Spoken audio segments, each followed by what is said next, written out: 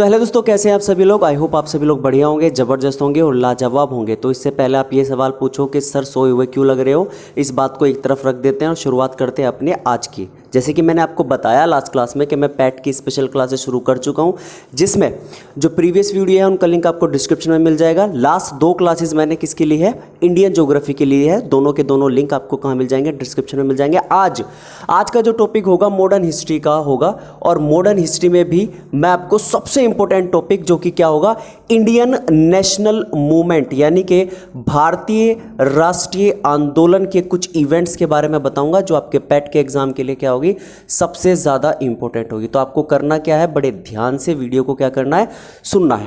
Clear. तो चलिए शुरुआत करते हैं। अगर हम बात करें भारतीय राष्ट्रीय आंदोलन की, तो भारतीय राष्ट्रीय आंदोलन 3 भागों में डिवाइड किया गया है। इनको 3 चरणों में डिवाइड किया गया है। सबसे पहले वाला चरण आता है उदारवादी चरण, दूसरा चरण आता है उग्रवादी चरण और तीसरा चरण आता है गांधीवादी चरण। अगर सबसे पहले वाले चरण की बात करें यानी कि उदारवादी चरण की बात करें, तो इस विचारधारा के उदारवादी दल के जो नेता थे उनकी विचारधारा अंग्रेजों के साथ चलने वाली थी। कहने का मतलब वो अंग्रेजों द्वारा लाई गई नीतियों पर क्या करते थे, नीतियों को माना करते थे। लेकिन उग्रवादी दल के नेता बिल्कुल अंग्रेजों के क्या होते थे, विपरीत होते हैं। उनकी किसी भी पॉलिसी, नीति या अधिनियम पर उग्रवादी दल के नेताओं का क्या नहीं होता था, कोई भी जो कहते हैं ना समर्थन, वो नहीं होता था। गांधीवादी चरण की आपको बात करें तो इसमें गांधीवादी विचारधारा देखने को मिलती है। तो इन तीनों चरणों में सबसे पहला चरण आता है, कौन सा चरण आप कहोगे सर, सबसे पहला चरण आता है उदारवादी चरण। अब ये उदारवादी फेज जो है, ये जो लिबरल फेज है, ये कब से कब तक हुआ, तो आप कहोगे सर 1885 टू 1905। कहने का मतलब 1885 से 1905 के बीच आता है उदारवादी चरण। और याद रखेंगे कि उदारवादी चरण, मैंने पहले ही बताया, इस दल के नेता अंग्रेजों के साथ चलने में क्या रखते थे, विश्वास करते थे। इस दल की सबसे खास बात क्या है, नंबर 1, 1885 में हुई थी कांग्रेस की स्थापना। याद रखना, इन चरणों में जो जो फेमस घटनाएं हुई उन सबको लिखवा रहा हूं। 1885 में सबसे पहले आप कहोगे कांग्रेस की स्थापना, एस्टैब्लिशमेंट ऑफ कांग्रेस। कहने का मतलब कांग्रेस की स्थापना।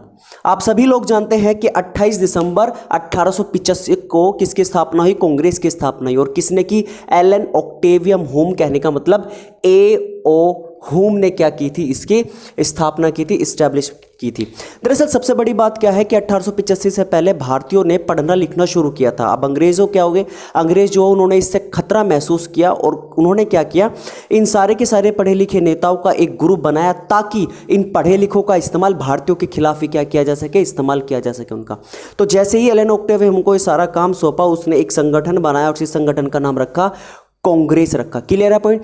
आप सभी लोग जानते हैं कांग्रेस का नया नाम इंडियन नेशनल कांग्रेस था, भारतीय राष्ट्रीय कांग्रेस था। जिसको, और अगर आपसे पूछा जाए कि कांग्रेस के आगे भारतीय राष्ट्रीय शब्द किसके कहने पर लगाए गए, तो दादा भाई नौरोजी के कहने पर कांग्रेस का नाम बदलकर भारतीय राष्ट्रीय कांग्रेस रखा गया था। Clear point.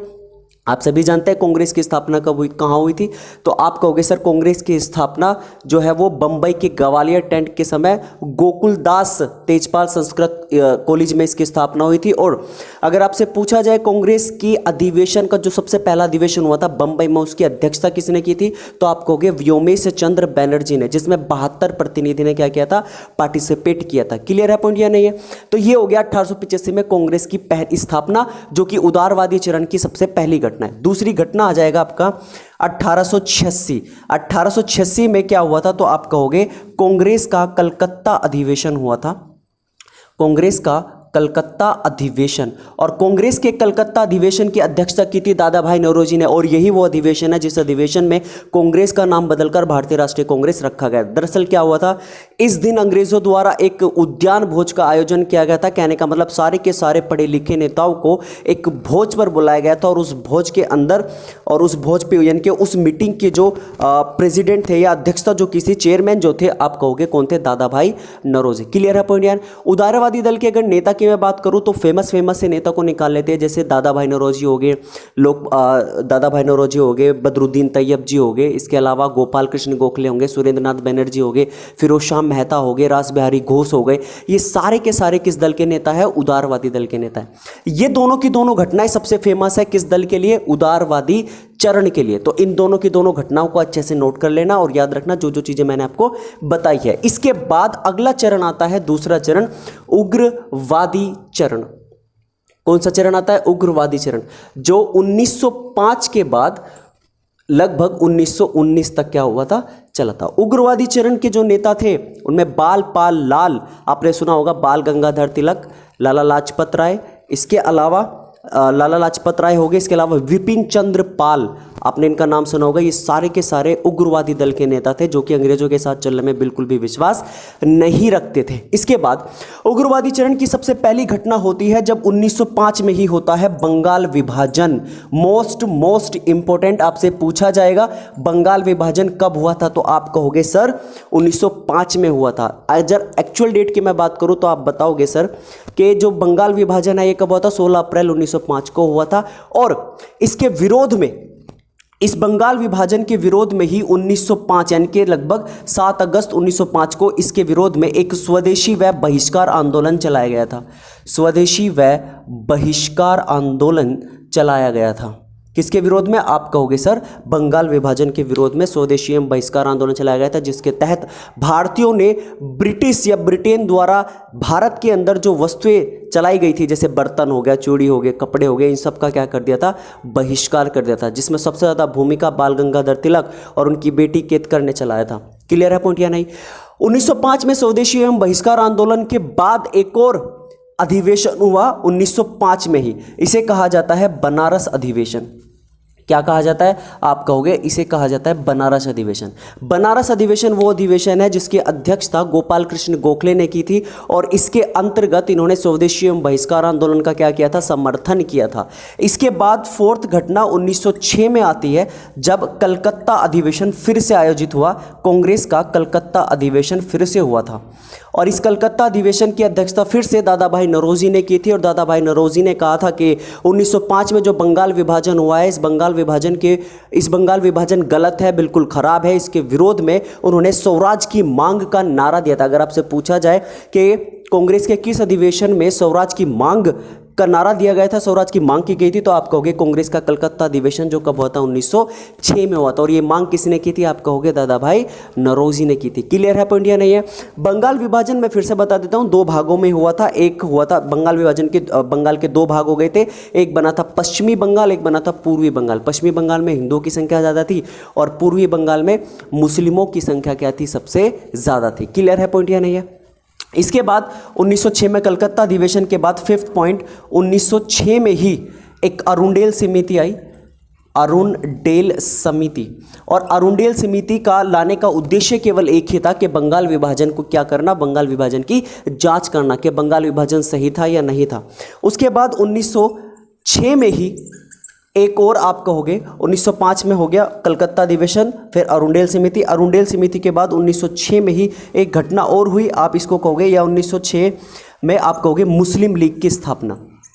क्या कहोगे? मुस्लिम लीग की स्थापना। आप सभी को पता है कि इस वक्त यानी कि जितने भी अंग्रेज होते हैं वो थोड़े टेम्परेचर सेंसिटिव होते हैं, तो उनके सारे के सारे सम्मेलन जो है वो शिमला में होते हैं। तो शिमला में ही कौन थे? आप कहोगे सर लॉर्ड मिंटो। कहाँ बैठे हुए? मिंटो सेकंड, शिमला में ही थे। तो मुसलमानों का एक दल कहाँ पहुँच गया? शिमला पहुँच गया। और उन दल की जो अध्यक्षता कर रहे थे वो कौन कर रहे थे? आप कहोगे सर आगा खां कर रहे थे। आगा खां ने मुस्लिम लीग की स्थापना की क्या की? मांग की, और फाइनली लॉर्ड मिंटो ने मुस्लिम लीग की स्थापना की क्या दे दी? इजाज़त दे दी। लेकिन इसको संविधान और इसको जो ऑफिशियली अनाउंसमेंट करेगा मिंटो, वो मार्ले मिंटो सुधार अधिनियम 1909 में करेगा। तो याद रखना 1906 में मुस्लिम लीग की स्थापना हुई। और मुस्लिम लीग के अगर स्थायी अध्यक्ष की बात करें तो बताना आगा खां, और संस्थापक की बात करें तो बता देना सलीमुल्लाह खां। क्लियर? उसके बाद 1907 में ही आता है सूरत अधिवेशन, कांग्रेस का सूरत अधिवेशन। कांग्रेस का सूरत अधिवेशन वो अधिवेशन है जिसमें कांग्रेस 2 भागों में क्या हो गई? डिवाइड हो गई। हम सभी जानते हैं एक नरम दल और एक गरम दल। हुआ यह था कि नरम दल चाहता था कि इस समय कांग्रेस की अध्यक्षता रास बिहारी घोष संभाले, लेकिन गरम दल चाहते थे कि उनकी अध्यक्षता सबसे पहले बाल गंगाधर तिलक और उसके बाद लाला लाजपत राय संभाले। इसी बात पे क्या हो गया? दोनों के बीच विवाद हो गया और कांग्रेस के इस सूरत अधिवेशन में दोनों की दोनों क्या हो गए? यानी कि कांग्रेस की 2 फाड़ हो गई, एक नरम दल और गरम दल। लेकिन नरम दल रास बिहारी घोष को अध्यक्ष बनाने में क्या रहा? सफल रहा। तो याद रखना कांग्रेस के सूरत अधिवेशन जो कि 1907 में हुआ था, इसमें कांग्रेस क्या हो गई? 2 भाग में डिवाइड हो गई थी। उसके बाद अगला आता है 8 आता है 1909 में। 1909 में आता है मार्ले मिंटो सुधार अधिनियम। क्या आता है 1909 में? मार्ले मिंटो सुधार अधिनियम आता है। और मार्ले मिंटो सुधार ही वो अधिनियम है जिसने भारतीयों का पूरा क्या कर दिया, बेड़ा गर्क कर दिया। हम सभी जानते हैं मुस्लिम लीग की स्थापना के बाद लॉर्ड मिंटो ही वो व्यक्ति था जिसने मुस्लिम लीग की पृथक निर्वाचक मंडल की मांग को क्या कर दिया था, स्वीकार कर दिया था। जिसके बाद जहां अभी तक भारतीय धार्मिक तौर पर लड़ रहे थे, अब वो राजनीतिक तौर पर भी क्या होने लगे, लड़ने लगे। सांप्रदायिकता के आधार पर भी क्या होने लगे, लड़ने लगे। सांप्रदायिकता शब्द का मतलब ही क्या होता है, कम्युनलिज्म। इसका मतलब ही होता है धार्मिक अनुयायी के लोगों का एक दूसरे के साथ क्या होना, लड़ना। तो 1909 में मार्ले मिंटो सुधार अधिनियम आया। इसके बाद मैं इधर लिख देता हूं 1909 के बाद, या इसको हटा देता हूं यहां से। 1909 के बाद अगली घटना आती है 1911 में। 1911 में हम सभी को पता है कौन सा दरबार लगा था, दिल्ली दरबार। हम सभी को पता है कि दिसंबर 1911 में ब्रिटेन के राजा जॉर्ज पंचम और उनकी पत्नी महारानी मेरी भारत में उनका आगमन हुआ था। और जॉर्ज पंचम ने दो काम किए थे। सबसे पहला काम बंगाल विभाजन को रद्द कर दिया था और दूसरा काम भारत की राजधानी कलकत्ता से दिल्ली स्थानांतरित कर दी थी। तो 1 अप्रैल 1912 में भारत की राजधानी कलकत्ता की जगह क्या बन गई थी, दिल्ली बन गई थी। याद रखना, ये बात क्लियर है, पॉइंट या नहीं है। तो ये लगा था दिल्ली दरबार। लेकिन 1912 में ही एक कांड और हुआ जिसे हम हार्डिंग बम कांड के नाम से जानते हैं। हार्डिंग बम कांड 1912 में ही क्या हुआ, इस समय भारत के बहुत सारे लॉर्ड हार्डिंग चल रहे थे। लॉर्ड हार्डिंग द्वारा जब चांदनी चौक से गुजर रहे थे दिल्ली के, उन पे क्या गिराया गया था, बम गिराया गया था। बम गिराने में नाम रासबिहारी बोस का आया था, ना कि घोष। रासबिहारी घोष अलग है, रासबिहारी बोस अलग है। तो इसमें जो आरोप लगा था वो रासबिहारी बोस पर लगा था। लेकिन रासबिहारी बोस क्या हो गए थे, यहाँ से फरार होकर जापान चले गए थे। और याद रखना, रासबिहारी बोस के साथियों को क्या कर दिया गया था, यहाँ पर फांसी चढ़ा दिया गया था। उसके बाद 1914 से 1918 आप सभी लोग जानते हैं क्या हुआ, फर्स्ट वर्ल्ड वॉर, प्रथम विश्व युद्ध की शुरुआत हुई। और ध्यान से सुनो, चूंकि इसमें ब्रिटेन भी शामिल था, इसलिए ब्रिटेन को सेना और धन दोनों की आवश्यकता थी। तो ब्रिटेन ने फिर से, यानी कि ब्रिटिश सरकार ने फिर से एक षड्यंत्र रचा और भारतीयों की सहायता के लिए उन्होंने क्या किया, भारतीयों की सहायता के लिए भारतीयों को कहा कि आप हमारी सहायता कीजिए, हम आपकी जो जो मांगे चल रही है उनको पूरा कर देंगे। इसी को ही सुनहरा अवसर माना किसने, आंसर होगा गांधी जी ने। गांधी जी और बाल गंगाधर तिलक गांव गांव पहुंच गए और गांव गांव सेना और धन को क्या किया, एकत्रित किया। इसी बीच 1915 में गांधी जी को, याद रखना, केसरे हिंद की उपाधि दी गई थी। याद रखना, अगर आपसे पूछा जाए गांधी जी को केसरे हिंद की उपाधि कब दी गई थी, तो आप बताओगे सर 1915 में दी गई थी। तो ये हो गया फर्स्ट वर्ल्ड वॉर। सेकंड 1900, आप कहोगे 1916। हम सभी जानते हैं एक समझौता हुआ, लखनऊ समझौता। हम सभी जानते हैं इस वक्त दो राजनीतिक पार्टी आपस में लड़ रही है, जिनमें से एक है कांग्रेस, एक है मुस्लिम लीग। इसलिए कांग्रेस लीग समझौता भी कहा जाता है। इसके अंतर्गत कांग्रेस और मुस्लिम लीग दोनों की दोनों एक साथ आ गई, यानी कि एक साथ काम करना शुरू कर दिया। क्वेश्चन आता है कि बताइए मुस्लिम लीग और कांग्रेस जो है वो किस समझौते के तहत एक साथ आई थी, तो आप कहोगे लखनऊ समझौता, जो कि 1916 में हुआ था। अगर आपसे पूछा जाए कितने साल कांग्रेस और मुस्लिम लीग एक साथ रही, तो आप कहोगे 6 साल, यानी कि 1922 में फिर से कांग्रेस और मुस्लिम लीग क्या हो गई, अलग हो गई, क्योंकि 1922 में हो गया था चौरा चौरी कांड। आगे जानेंगे। इसके बाद 13 1916 में ही होता है एक होम रूल आंदोलन। कौन सा होता है, होम रूल आंदोलन। हम सभी जानते हैं होम रूल जो है वो एक आयरलैंड का वर्ड है और इसका मतलब होता है स्वशासन। कहने का मतलब भारत के अंदर रहने वाले लोगों द्वारा ही भारत पर क्या किया जाना, शासन किया जाना, उसे ही कहा जाता है होम रूल। क्लियर है पॉइंट यानी। तो भारत में होम रूल आंदोलन की शुरुआत करने का श्रेय दो व्यक्तियों को जाता है, जिनमें से एक है बाल गंगाधर तिलक और एक है एनी बेसेंट। एनी बेसेंट ने 1 सितंबर 1916 को होम रूल आंदोलन की शुरुआत की थी मद्रास की तरफ से, मद्रास या तमिलनाडु की तरफ से। और 28 अप्रैल 1916 में होम रूल आंदोलन की शुरुआत की थी बाल गंगाधर तिलक ने, और वो कहाँ से की थी, तो आप कहोगे सर महाराष्ट्र और कर्नाटक की तरफ से की थी। और इसी समय बाल गंगाधर तिलक ने एक नारा दिया था, स्वराज मेरा जमशेद अधिकार है और मैं इसे लेकर रहूंगा। याद रखना, एनी बेसेंट और बाल गंगाधर तिलक का जो होम रूल आंदोलन था, दोनों का मकसद एक ही था, स्वशासन किसी तरह क्या करना, प्राप्त करना। क्लियर है पॉइंट या नहीं। एनी बेसेंट ही वो व्यक्ति है जो कांग्रेस की सबसे पहली महिला अध्यक्ष बनी थी, लेकिन 1917 में इन्हें क्या कर लिया गया था, गिरफ्तार कर लिया गया था। एनी बेसेंट को क्या कर लिया गया था, गिरफ्तार कर लिया गया था। उसके बाद 1918 में बाल गंगाधर तिलक यानी कि लोकमान्य बाल गंगाधर तिलक और एनी बेसेंट दोनों की होम रूल आंदोलन को क्या कर दिया गया था, एक जगह जोड़ दिया गया था या एक बना दिया गया था। क्लियर है पॉइंट या नहीं।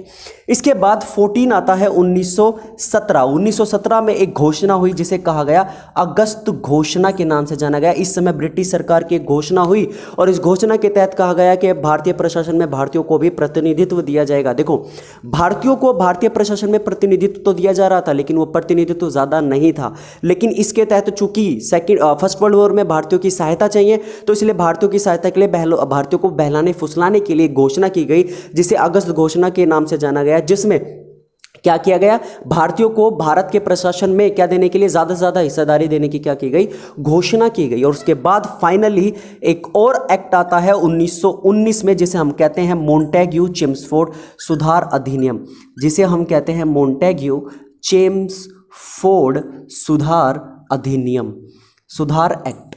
इसके तहत आप सभी को पता है मोंटेग्यू चेम्सफोर्ड की अगर हम बात करें तो मोंटेग्यू इस वक्त भारत के वॉइसरॉय हैं, और मोंटेग्यू जो है इस वक्त भारत सचिव है, और चेम्सफोर्ड क्या है, भारत के वॉइसरॉय है। तो इन दोनों ब्रिटिश प्रतिनिधियों, दोनों के दोनों ब्रिटिश रिप्रेजेंटेटिव के नाम पर एक एक्ट आता है, जिसे कहते हैं जिसे कहते हैं मोंटेग्यू चेम्सफोर्ड सुधार अधिनियम। इसके अलावा इसे भारतीय शासन अधिनियम 1909 के नाम से भी जाना जाता है। क्लियर है पॉइंट या नहीं?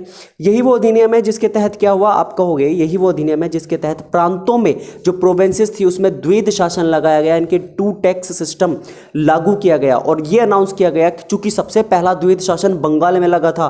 कब लगा था? आप कहोगे सर 1765 से 1772 तक बंगाल में पहला द्वैध शासन लगा था, लेकिन उसके बाद द्वैध शासन मोंटेग्यू चेम्सफोर्ड सुधार अधिनियम के तहत बंगाल में लगाया गया था, जो लगाया गया था 1919 में। लेकिन जो पहले वाला द्वैध शासन था उसे भारत की लूट कहा गया था, और इसी समय इस अधिनियम को भी भारत की लूट ना कहा जाए, इसके लिए ब्रिटिश सरकार ने हर 10 वर्ष बाद एक अधिनियम भेजा जो जांच कर सके कि प्रांतों में लगे द्वैध शासन सही से काम कर रहा है या नहीं कर रहा है। तो याद रखना, मोंटेग्यू चेम्सफोर्ड सुधार अधिनियम 1919 में आया था। इसके 10 साल बाद इसके लिए एक जांच आयोग भेजा जाएगा 1929, लेकिन 1929 में ब्रिटेन में इलेक्शन होने के कारण ये अधिनियम, ये आयोग एक साल पहले ही आ गया था, जिसका नाम था 1928 में साइमन कमीशन के नाम से, जिसे आप जानते हो, जिसमें साइमन गो बैक के क्या दिए गए थे, नारे दिए गए थे। क्लियर है पॉइंट? तो ये होता है दोस्तों हमारा उग्रवादी चरण के पूरी की पूरी फेमस घटनाएं जो इस चरण में क्या हुई थी, घटित हुई थी। रही बात गांधीवादी चरण, ये काफी लंबा हो जाएगा, तो इसको मैं अगली वीडियो में लेकर आ जाऊंगा। आप कहोगे भारतीय राष्ट्रीय मूवमेंट या इंडियन नेशनल मूवमेंट का जो पहला पार्ट है वो ये वाला हो जाएगा, दूसरा पार्ट अभी शूट करूंगा मैं, आपको जल्दी ही मिल जाएगा। तो आपको करना यह है कि इन चीज़ों को बहुत अच्छे से समझ के चलना है, क्योंकि आपसे पूछा जाएगा ये घटना कब हुई, और ये भी पूछ सकता है कि सही मिलान कीजिए। आपको एक तरफ ईयर दे देगा, सन दे देगा, एक तरफ इन ईयर में होने वाले आंदोलन दे देगा और कहेगा कि सही मिलान कीजिए, तो वो आपको यहीं से ही हेल्प मिलेगी। क्लियर है पॉइंट या नहीं? तो चलिए दोस्तों, मिलते हैं अगली क्लास में, तब तक के लिए take care, good bye, tata, God bless you.